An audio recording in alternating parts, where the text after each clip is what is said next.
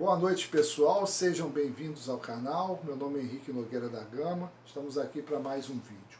No vídeo anterior, dando continuidade ao assunto dos partidos de esquerda, do nascimento dos partidos de esquerda no Brasil, eu falei do início dos anos 70.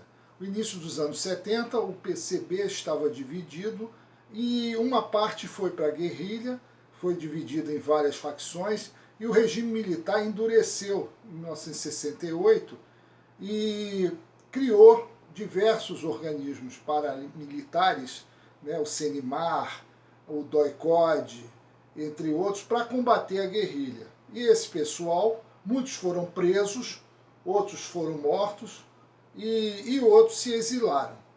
E no caso do PCB, que não foi para a guerrilha, ele passou a atuar nas universidades, nas escolas, usando a estratégia de Antônio Gramsci, nos sindicatos, enfim, em vários lugares. Era uma estratégia de ocupação.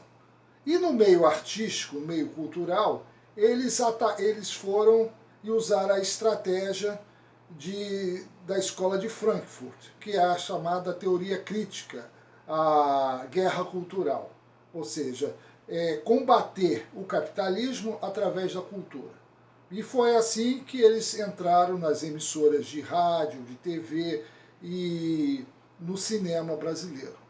Então, em 1974, no auge já do regime militar, o regime militar no início dos anos 70, que foi o período do Médici, foi um período de grande pujança econômica no Brasil. Mas em 73 houve a crise do petróleo. Em 74 assume o general Ernesto Geisel no lugar do general Emílio Garrastazu Médici. E há uma guinada na economia. O general Geisel era mais intervencionista e mais estatizante.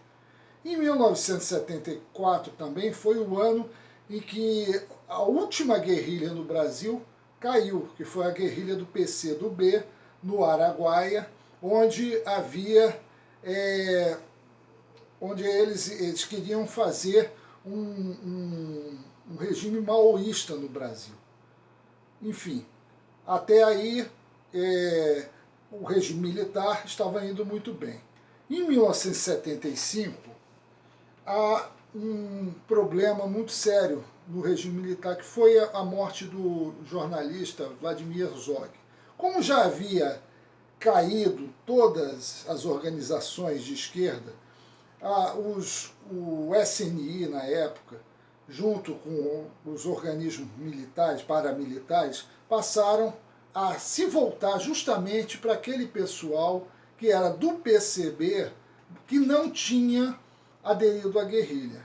Então, houve a morte do jornalista Vladimir Herzog, que causou uma virada no regime militar.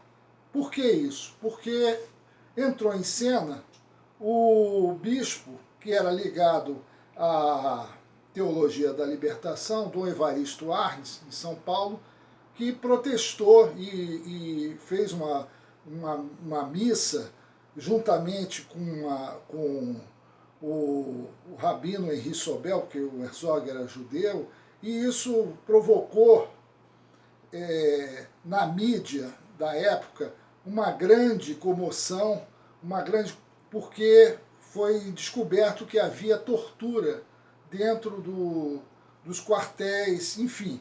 Eles espalharam isso e a morte do Herzog virou a situação, foi um ponto de virada no regime militar. Tanto que o Silvio Frota, que era de São Paulo, era o general de São Paulo, ele é responsável por São Paulo, foi demitido pelo presidente Geisel. Enfim, em 1978, a grande greve do ABC, em que surge a figura do Luiz Inácio Lula da Silva e mostra que os sindicatos já havia a infiltração dos sindicatos, já mostra a sua cara. Em 1979, há, enfim, a grande anistia aos presos políticos. Enfim, por hoje é só, pessoal. curtam o canal, dê aquele like no vídeo e muito obrigado mais uma vez.